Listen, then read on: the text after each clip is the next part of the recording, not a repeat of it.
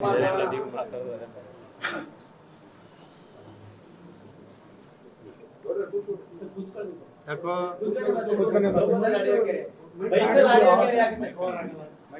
ಈ ಮೈಕ್ಗಳು ಕೆಲಸ ಇಲ್ಲ ಕಣ.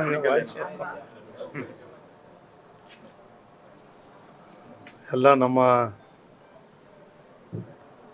ಮೈಸೂರು ಮತ್ತು ಕೊಡಗಿನ ಲೋಕಸಭಾ ಕ್ಷೇತ್ರದ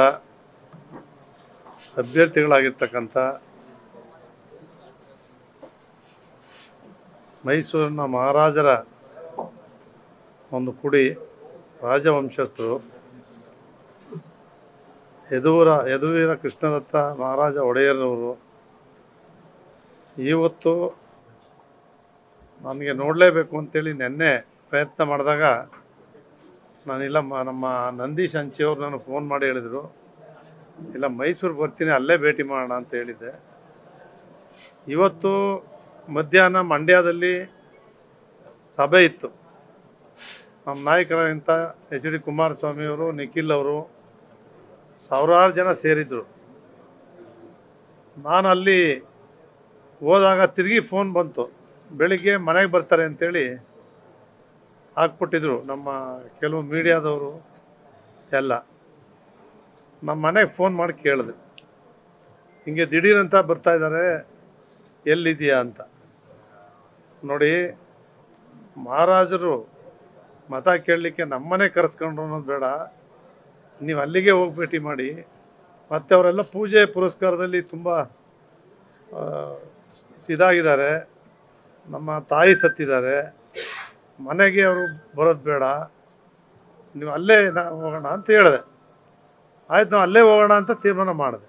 ಆಮೇಲೆ ಇಲ್ಲ ನಾವು ಖುದ್ದಾಗಿ ಅವರಿರೋ ಸ್ಥಳಕ್ಕೆ ಹೋಗಿ ಭೇಟಿ ಮಾಡಬೇಕು ಅಂಥೇಳಿ ಅವ್ರು ಪ್ರಯತ್ನ ಮಾಡಿದ್ರಿಂದ ನಾನೀಗ ಒಂದು ಸುಮಾರು 2 ಅವರ್ಸಲ್ಲಿ ಅಷ್ಟೇ ನಮ್ಮ ಅನುಮೇಶನ್ಗೆ ಕನ್ವೆ ಮಾಡಿಬಿಡ್ರಪ್ಪ, ನಮ್ಮ ಕ್ಷೇತ್ರದ ಮುಖಂಡರುಗಳಿಗೆಲ್ಲ ಕನ್ವೆ ಮಾಡಿಬಿಡಿ, ಅವ್ರು ಬಂದಾಗ ನಾವೆಲ್ಲರೂ ಕೂಡ ಇದ್ದು ಸ್ವಾಗತ ಮಾಡಬೇಕು ಅಂಥೇಳಿ 1.5 ಗಂಟೆ 2 ಗಂಟೆಯಲ್ಲಿ ನಾವು ತಿಳಿಸಿದ್ವಿ.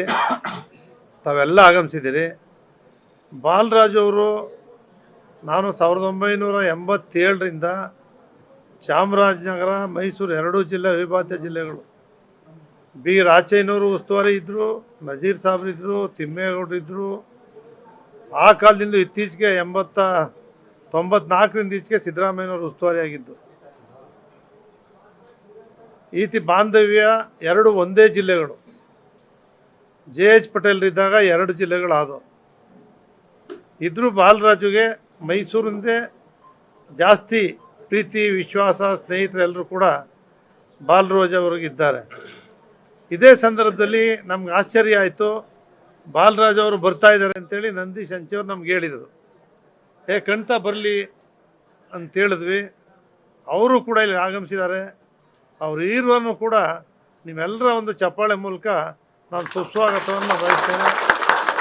ರಾಮದಾಸ್ ಅವರು, ನಾನು ಶಾಸಕರಾಗಿ ನಾವರೆಷ್ಟು ಕೆಲಸ ಮಾಡಿದ್ದಾರೆ, ನಾನು ಎಷ್ಟು ಕೆಲಸ ಮಾಡಿದ್ದೀನಿ ಅಂತ ಈಗಲೂ ಅಲ್ಲಿ ಹೋದಾಗ ನಾನು ಹೇಳ್ತೀನಿ.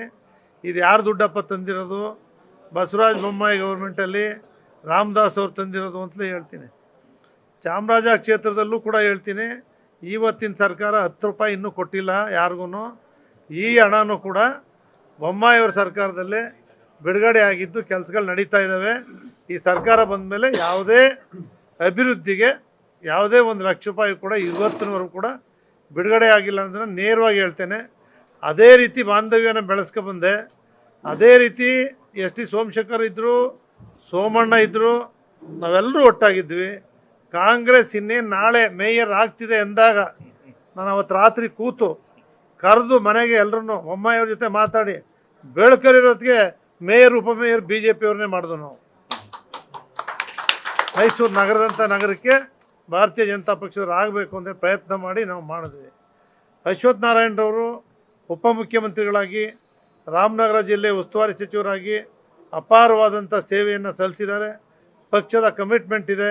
ಮೈಸೂರು ಭಾಗದಲ್ಲಿ ಇವತ್ತು ಉಸ್ತುವಾರಿಯನ್ನು ವಹಿಸ್ಕೊಂಡು ಬಂದಿದ್ದು. ಯಾವುದೇ ಒಂದು ಜವಾಬ್ದಾರಿ ಕೊಟ್ಟರೆ ಅದನ್ನು ಪ್ರಾಮಾಣಿಕವಾಗಿ, ನಿಷ್ಠೆಯಿಂದ, ದಕ್ಷತೆಯಿಂದ ಮಾಡ್ತಕ್ಕಂಥ ಒಬ್ಬ ನಾಯಕರು ಅಶ್ವಥ್ ನಾರಾಯಣರವರೇ ಬಂದಿರತಕ್ಕಂಥದ್ದು ಕೂಡ ನಮ್ಮೆಲ್ಲರ ಒಂದು ಸೌಭಾಗ್ಯ, ನಮ್ಮ ಅಭ್ಯರ್ಥಿಗಳ ಸೌಭಾಗ್ಯ ಅಂಥೇಳಿ ನಾನು ಹೇಳಲಿಕ್ಕೆ ಬಯಸ್ತೇನೆ. ನಮ್ಮಲ್ಲಿ ಎಲ್ಲರೂ ಕೂಡ ಬಂದಿದ್ವಿ. ನಾನು ಒಂದು 25 ಜನ ಸೇರ್ಬೋದು ಮುಖಂಡರುಗಳು ಏನೋ ಅಂತ ಅಂದ್ಕೊಂಡಿದ್ದೆ. ನಮ್ಮಲ್ಲಿ ಹೆಚ್ಚಿನ ಸಂಖ್ಯೆಯಲ್ಲಿ ದಲಿತರು ಮುಖಂಡರುಗಳೇ ಹೆಚ್ಚಿನ ಸಂಖ್ಯೆಯಲ್ಲಿದ್ದೇವೆ. ಮಹಾರಾಜರ ಪರಿವಾರ ನಾಯಕ ಸಮುದಾಯದವರು ಎಲ್ಲರೂ ಬಂದುಬಿಟ್ಟಿದ್ದೀರಿ ಒಟ್ಟೊಟ್ಟಿಗೆ.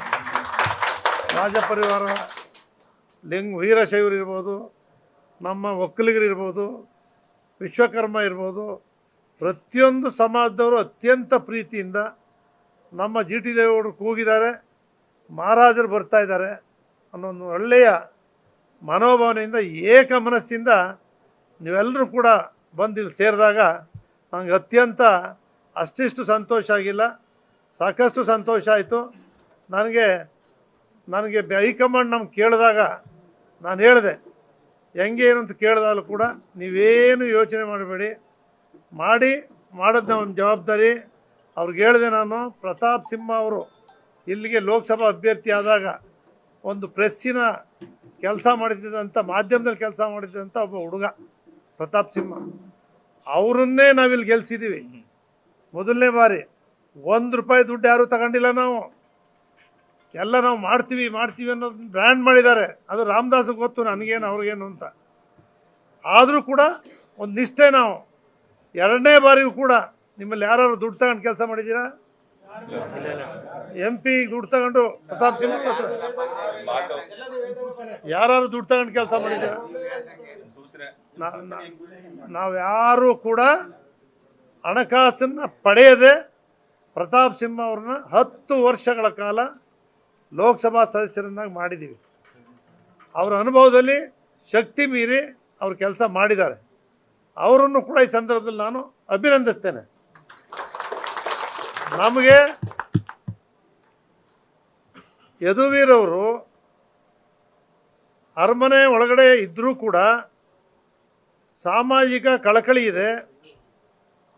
ಮಹಾರಾಜರ ಇತಿಹಾಸವನ್ನು ಓದಿದ್ದಾರೆ.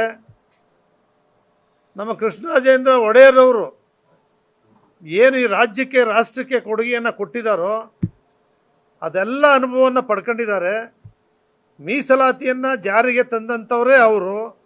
ಇವತ್ತು ನಾವೆಲ್ಲರೂ ಕೂಡ ನಾವು ಅಂತೇಳಿ ಹೇಳ್ತಾ ಇದ್ದೀವಿ. ಅವ್ರ ಕೊಡುಗೆ ಈ ಕಾಲಕ್ಕೆ ಮರಿತಕ್ಕಂಥದ್ದಲ್ಲ, ಅಪಾರವಾದಂಥ ಕೊಡುಗೆಯನ್ನು ಕೊಟ್ಟಿದ್ದಾರೆ.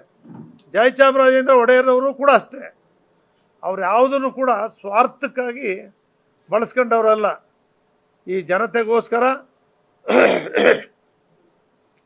ಜನರ ಕಲ್ಯಾಣಕ್ಕೋಸ್ಕರನೇ ಸೇವೆಯನ್ನು ಮಾಡಿದವರು.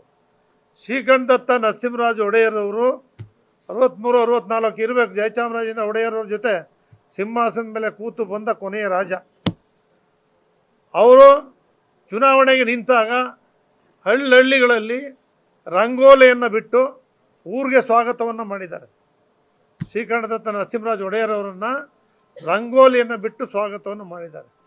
ನಮ್ಮ ಪಾರ್ಟಿನಲ್ಲೂ ಕೂಡ 96ನೇ ಇಸ್ವಿಯಲ್ಲಿ ನನ್ನ ಅವ್ರ ಮೇಲೆ ಅಭ್ಯರ್ಥಿ ಮಾಡಿದರು.